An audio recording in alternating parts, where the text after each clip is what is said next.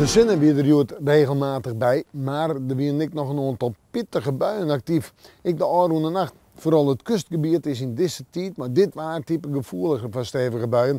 En dus waar van de morgen in Zuid-Birnum al een hele millimeter uittappen, wilst Bakkeveen 0 hier en Lippenhuizen maar een hele millimeter. Wel, joen en vannacht. Ja, nog altijd een aantal buien of buikjes, maar ik opklarings. En in die opklarings kan die temperatuur zak je naar min 1 graad of om de 0 graden heen. Op een soort plekken kans op glijdens of vast even een waskoging. Op eilanden zijn 2 graden boven 0. Wind uit noordelijke richting, maar die is er haast net. Zwak op zijn heegst matig. En dan morgen.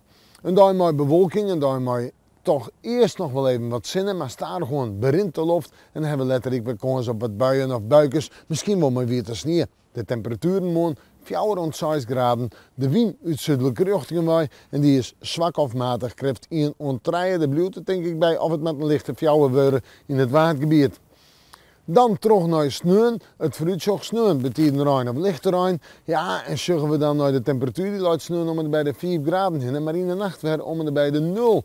En dan sneeuw, een paar winterse buien, maar kon ze weer te sneeuw. In de nacht min 1, hoe daar 4 graden. 4 graden op Mandje, maar meestens droeg waren misschien letter het regenwetter. En in de nacht plus 2.